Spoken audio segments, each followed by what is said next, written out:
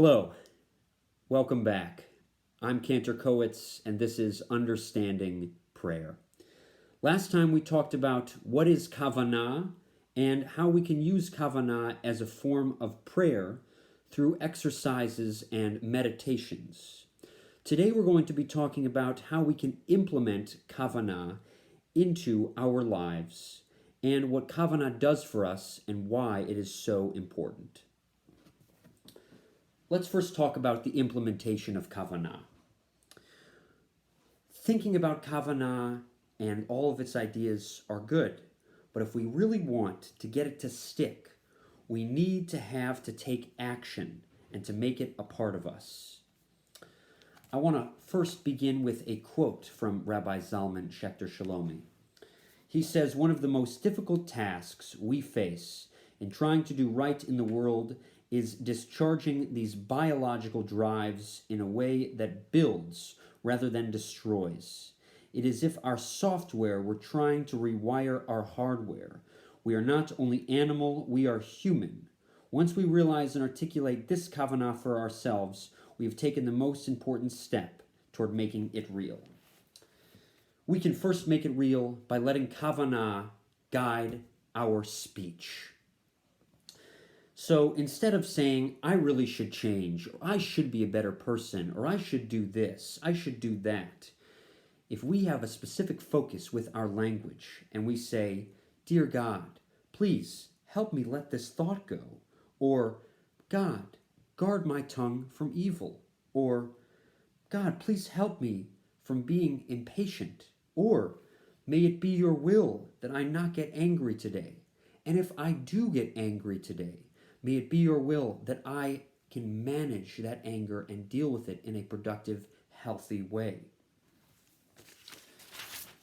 We then want to take that Kavanah from our speech and put it into our actions.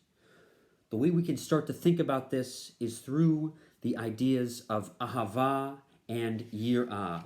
Ahava being love, Yir'ah being awe, or sometimes translated as fear. Let's first look at Ahava. When we think about the V'ahavta as part of the Shema, where we say, V'ahavta et Adonai Elohecha, you shall love Adonai your God. Can we really be commanded to love God? Can we command someone's feelings? Well, I want to take a different approach to looking at this. The command is not on our hearts or our feelings. It's on mindfulness. Shema Yisrael. Listen, O people Israel. Hear. Be mindful. Adonai is our God, and Adonai is one. If we understand this concept of Adonai being our God and being the oneness in the universe that connects all things, then V'ahavta will be the result of it. We won't be able to help it, but we will just love. It's not that we're trying to go and tickle ourselves, or manipulate ourselves into thinking, that we're creating this love. Rather, it's a state of dveikut, of clinging towards God. And so our love arises naturally from this connectedness of the idea that God is one and is our God. Now, Yirah, let's take a look at that. Yirah, it's often translated, as I mentioned before, as fear. If we look at the Hebrew root of the word Yirah, we have Yud, Resh, and Aleph. And if we play with the Hebrew a little bit, and we look at the root for seeing, or to see, we have Resh, Aleph, Hey. So Yirah arises from being seen for what we really are. Imagine for a second that you are in a room and you think you're by yourself and you begin to do something that you wouldn't want anyone else to see. Suddenly, you become aware that you're being watched and there's someone else in the room.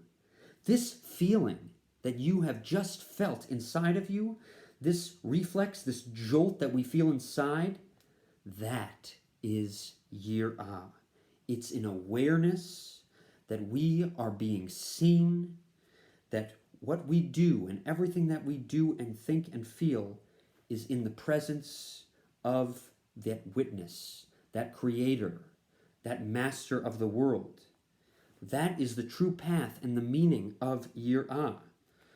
And it's difficult to set aside the idea that our minds are private and are just for us. But if we do this and we understand the idea that everything that we think and feel is revealed and known to God, it begins to do a divine service, which is to remove the barriers between us and God. Now, I also want to highlight something else. We have moments in which, during this time of yirah, that we may feel that we have sinned, and in these moments of sin that we want to cut ourselves off. We want to isolate ourselves from God. We don't want God to look into our hearts or to see what we have done. This is the precise moment that it is so important that we ask God to look at us, not in a judgmental way, not trying to, think of God as the one who judges us, but simply to say, God, I want you to look at this failure, this moment that I'm not happy with. I wish it were different, and I'd like to fix it. And perhaps you can give me the strength to begin fixing it. If we do this, we immediately enter into teshuvah, to repentance. And it takes on a whole different phrase. I want to give us a quote again from Rabbi Zalman Schachter Shalomi. He says, "If yirah is what keeps me from doing wrong, ahava is what inspires me to do right. How do I know that I'm making progress? When I not only feel ahava toward God, but manifest it in the world.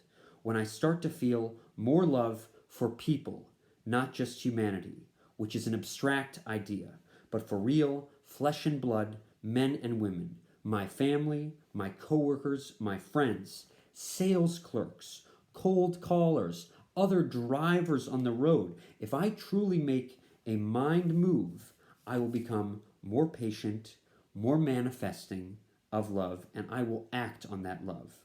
Only then will I know that Ahava is not just a nice idea for me, but that my Kavanah is real." So what is Kavanah doing for us, and why is it so important? Kavanah, it helps us, as Rabbi Zalman says, to become theotropic beings. He defines that as beings who grow towards God, to follow where God takes us. Kavanah is important because it helps us uncover Ahava mesuteret. This is defined as hidden love. We encounter this concept in the Lubavitch, the book of mysticism in the Lubavitch movement, the Tanya. This is the idea that within our souls we have only one wish and desire, which is to cleave to the totality of God. And this love is well concealed, and we have to work to find it. But it's never so hidden that it doesn't peek out at us. Kavanah helps us with that. Kavanah is important because it helps us rededicate ourselves with every new day to this inner knowing of ourselves. Kavanah pulls us forward to help us become the best version of ourselves.